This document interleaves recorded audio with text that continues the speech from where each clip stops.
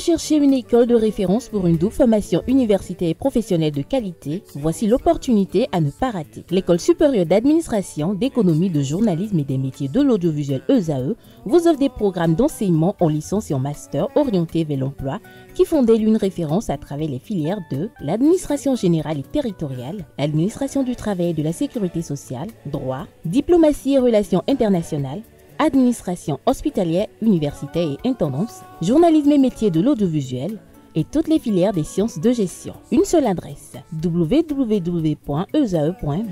Rendez-vous dès maintenant sur nos campus ESAE Bedjromende au numéro 90 93 65 21 ou au numéro 98 98 14 00. Paracourt sur le numéro 52 46 12 12.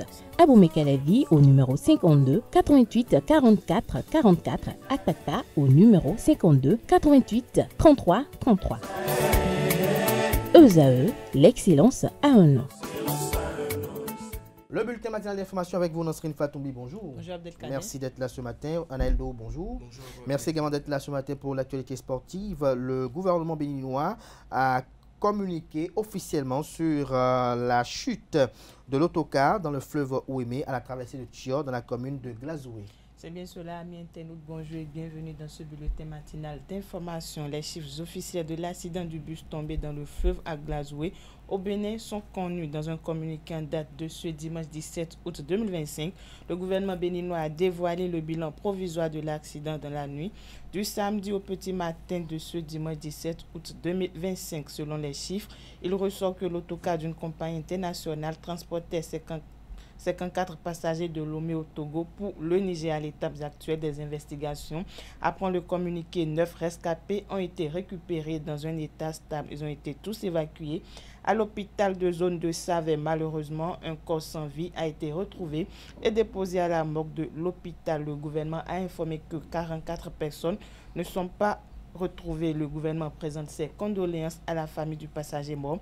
Les autorités béninoises ont également exprimé toute leur solidarité aux autres passagers et à leurs familles. Le ministre rassure, le ministre des Transports rassure que, à travers son communiqué, l'opinion publique, que les diligences sont en cours pour retrouver les disparus et élucider les circonstances de cet événement malheureux. L'Agence nationale d'identification des personnes, ANIP, précise les conditions de choix de centre de vote. C'est bien cela, ce samedi 16 août 2025, lors d'une rencontre avec les responsables des partis politiques et des organisations de la société civile à Cotonou, le directeur général de l'ANIP, Aristide Adjinankou, a rappelé les dispositions légales en vigueur. Selon lui, chaque électeur peut déclarer une résidence principale et une résidence secondaire et donc choisir librement un centre de vote dans l'une ou l'autre localité. Toutefois, ce choix doit être fait au plus tard le 28 septembre 2025. Autre précision importante, les électeurs doivent s'assurer que le numéro de téléphone enregistré auprès de l'ANIP est fonctionnel. Un code de vérification y sera envoyé pour confirmer l'identité avant toute modification. En cas de changement de numéro, une mise à jour doit impérativement être faite dans un centre de l'ANIP. Ces mesures, selon le directeur de l'ANIP, visent à garantir la sécurisation et la fiabilité de la liste électorale informatisée, condition essentielle pour la transparence et l'intégrité du double scrutin présidentiel et législatif prévu pour 2026.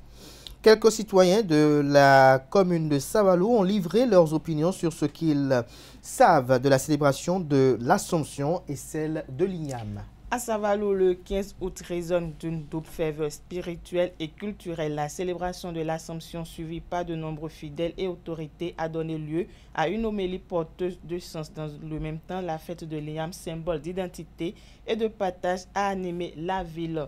Une équipe de la rédaction de ESAE Paracourt a livré pour vous les échos de cette journée exceptionnelle. Suivons ensemble. Donc notre père évêque, dans son homélie, effectivement, a dit que le Bénin est un pays de paix et que la Vierge Marie, la Bénémoine Vierge Marie, qui est Notre-Dame de la paix, veillera sur les élections qui arrivent et que tout se passera dans la paix, la transparence et l'inclusivité. Je pense qu'il ne dit pas autre chose que ce que nous aussi nous professons, que cela soit à l'Assemblée, au niveau du Parlement, ou bien que ce soit au niveau de l'exécutif, nous appelons de tous nos voeux des élections apaisées dans la paix et dans la sérénité, et sans oublier que l'inclusivité doit être de mise. J'accueille avec beaucoup d'humilité l'homélie de notre père évêque, et je pense que tout se passera selon ce qu'il a dit, et il a demandé que nous prions beaucoup la Vierge Marie, que lorsque nous entrons dans une église, que nous nous recueillons, que nous prions, et lui la foi que tout se passera bien. Je pense que nous sommes bien en phase avec son homélie. 15 août, c'est l'ascension de la Vierge Marie pour intercéder auprès de Dieu le Père nos supplications, donc pour qu'il y ait la paix dans ce pays. Au même moment, nous sommes venus célébrer avec la population de Savalou la fête de la moisson. Donc notre igname que nous consommons, je crois qu'on a pensé aussi aux membres de nos ancêtres qui seront les premiers à goûter à notre igname avant que nous-mêmes humains ne consommons. Ainsi, la prochaine saison sera une saison fructueuse.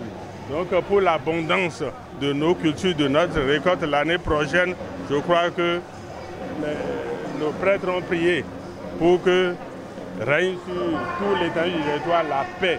Et si vous suivez bien l'homélie, il a insisté beaucoup sur la paix. En tant que président d'honneur de cette messe qui est organisée, je voudrais tout simplement remercier Dieu de nous avoir permis de connaître ce jour.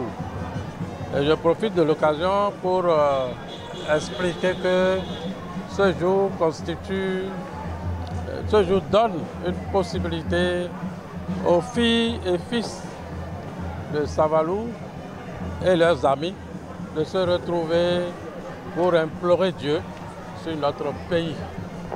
Vous n'êtes pas sans savoir que très prochainement, le Bénin fera face à beaucoup d'élections à partir de janvier 2026. Le Bénin fera face à beaucoup d'épreuves du point de vue électoral. Il va de soi que nous profitions de ces occasions pour implorer Dieu à ce que Dieu soit avec le Bénin, que Dieu soit avec notre pays, pour que tout se passe bien. Donc c'est l'objectif principal qui nous a guidés à accepter d'être président d'honneur de cette messe. Je pense qu'aujourd'hui à Savalou, nous sommes dans une double célébration. Nous célébrons donc l'Assomption, qui est donc la montée de la Vierge Marie vers son Dieu. Cette montée symbolise donc la joie et puis l'espérance. L'espérance de la victoire de la Vierge Marie sur la mort et sa présence auprès de Dieu. En réalité, nous célébrons aujourd'hui l'espérance. Et cette espérance, nous voulons la partager avec toute la communauté de Savalou, mais toute la communauté béninoise, qu'elle soit chrétienne, qu'elle soit musulmane, qu'elle soit athée. C'est avec tous les Béninois et toutes les Béninoises que nous partageons ce jour d'espérance. Espérance, espoir pour le Bénin, pour chaque Béninois, chaque Béninoise et pour le Bénin tout entier. Ce que je retiens à cette célébration, c'est le message de l'évêque qui a parlé sur l'humilité, qui a parlé sur la foi, qui a parlé sur la vacuité de l'être humain et qui a fini par dire que vous pouvez tout avoir. Si vous n'avez pas la foi, vous êtes zéro. Et que c'est seule la foi qui sauve. Aujourd'hui, nous avions besoin de tout le monde. Nous avions besoin de tous les enfants du Bénin pour que nous soyons ensemble pour célébrer des événements comme celui-ci. J'ai assisté à une messe avec beaucoup de satisfaction. L'homélie de l'évêque a été, on ne peut plus dire, assez édificateur. Il nous invite à la paix. Dieu nous appelle à la paix. Notre pays a besoin de la paix, notre pays a besoin de la sécurité, notre pays a besoin du développement. Et tout ça, nous l'avons lu à travers l'homélie du prélat. Et il importe que ces valeurs puissent être celles qui vont nous caractériser les mois, les jours, les semaines à venir, parce que notre pays en a grandement besoin. Et en ce jour, en fait, du 15 août, l'appel que nous devons lancer à chacun et au peuple béninois, c'est cet appel d'unité, de dialogue, d'écoute et de fraternité. Nous ne pouvons pas aujourd'hui, dans notre pays, nous cacher d'une réalité, de ce que nous avançons vers des périodes cruciales pour la République du Bénin, pour les Béninois et les Béninoises.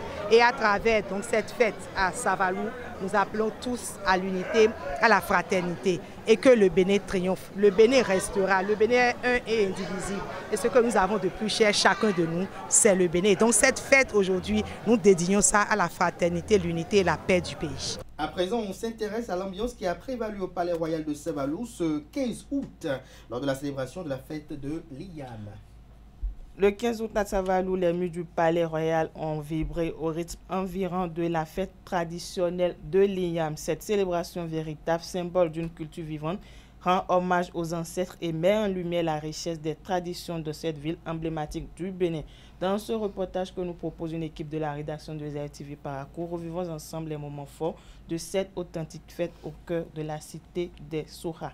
Ce vendredi 15 août, Savalou s'illumine au rythme de la fête de l'IAM, une fête ancestrale qui rassemble filles et fils de cette terre pour rendre grâce aux ancêtres et célébrer les récoltes. Dans le palais royal, l'ambiance est débordante. Des chants, les danses et les percussions rythment la célébration, témoignant de l'importance de cette journée dans la mémoire collective.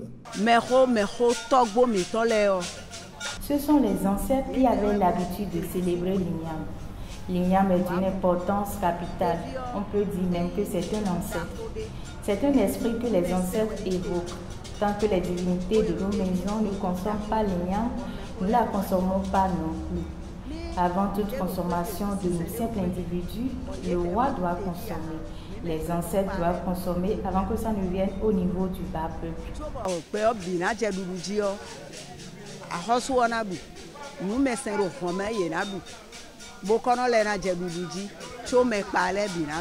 Dans cette atmosphère, visiteurs et natifs se confondent, savourant la richesse de la fête. Quand je suis arrivée à Savalou aujourd'hui, j'ai adoré la beauté de la ville. Les collines, la verdure et tout ce qui va avec, j'ai adoré. Je ne savais même pas où me mettre pour me prendre des photos et tout, j'ai adoré. Et la fête de l'Ignam, l'odeur de l'Ignam, les bruits des mortiers là, je suis pressée d'aller m'asseoir quelque part et manger. C'est une belle fête. Et il y a de belles décorations. On a vu les gens qui sont richement habillés. Et c'est beau de continuer comme ça. On ne doit pas perdre nos valeurs. Donc c'est bien. Nous sommes contents d'être ici et de faire partie de cette belle célébration. Ça ne vient pas tous les jours, ça n'arrive pas tous les jours. Mais une fois au moins en passant, voilà. Donc je souhaite juste une très bonne fête à tous les natifs de Savalou et comment dirais-je, les amis et tout. Pour les natifs de Savalou, cette venue au palais n'est pas anodin. C'est un roi qui a constaté qu'il faut se rappeler de nos filles et fils qui sont dispersés un peu partout dans le monde afin qu'ils puissent célébrer conjointement avec nous cette fête en convoyant leurs cotisations pour les rituels avant toute consommation de la nouvelle Ignam.